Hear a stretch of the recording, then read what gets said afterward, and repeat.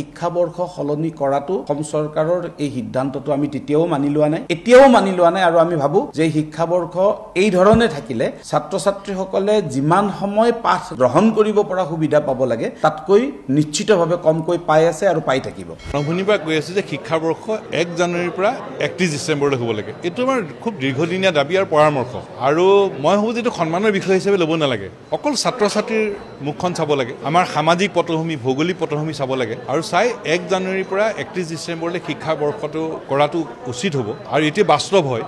গতিকে অসম চৰকাৰক এই গোটেই বিষয়টো পুনৰ বিবেচনা কৰিবলৈ আমি আহ্বান জনাইছোঁ। জানুৱাৰী মাহত ষ্টাৰ্ট হোৱাৰ পিছত জানুৱাৰী মাহৰ পৰা এপ্ৰিল মাহৰ 13-14 তাৰিখলৈকে এইকেইটা দিনৰ যিটো পাঠ মানে সেইখিনি সময়খিনি না গৰম না ঠাণ্ডা, গতিকে স্কুলত সুন্দৰভাৱে পাঠ গ্ৰহণ কৰিব পাৰিছিল। গতিকে শিক্ষাবৰ্ষটো পুনৰ আগৰ পৰ্যায়লৈকে লৈ যাবৰ কাৰণে আমি অসম চৰকাৰক অনুৰোধ জনাইছোঁ। আৰু অসমৰ সামাজিক আৰু ভৌগোলিক পটভূমিৰ প্ৰতি লক্ষ্য ৰাখি, ছাত্ৰ ছাত্ৰী সুৰক্ষিত শৈক্ষিক ভৱিষ্যতৰ প্ৰতি লক্ষ্য ৰাখি, কৰ্মদিনৰ সংখ্যা বৃদ্ধিৰ প্ৰতি লক্ষ্য ৰাখি 1 জানুৱাৰীৰ পৰা 31 ডিচেম্বৰৰ ভিতৰত শিক্ষাবৰ্ষৰ ঘোষণা কৰিবৰ কাৰণে বা এই সিদ্ধান্ত গ্ৰহণ কৰিবৰ কাৰণে অসম চৰকাৰৰ প্ৰতি আমি আহ্বান জনাওঁ। এপ্ৰিলৰ পৰা ক্লাছ আৰম্ভ হৈছে, কিন্তু প্ৰেক্টিকেলি এতিয়ালৈকে বিদ্যালয়বোৰত আচলতে পাঠদান হ'ব পাৰিছে নে নাই এই কথাটো আমি চাব লাগিব। বিহু গ'ল, তাৰপিছতে অন্যান্য উৎসৱবিলাক আৰম্ভ হৈ গ'ল, গৰম আহি গ'ল, গৰম অহাৰ লগে লগে বিদ্যালয়বোৰত বন্ধ হ'ব লগা হ'ল, বানপানী আহিল, বানপানীৰ লগে লগে বন্ধ হ'ব লগা হ'ল। যে শিক্ষাবৰ্ষ এই ধৰণে থাকিলে ছাত্ৰ ছাত্ৰীসকলে যিমান সময় পাঠ গ্ৰহণ কৰিব পৰা সুবিধা পাব লাগে তাতকৈ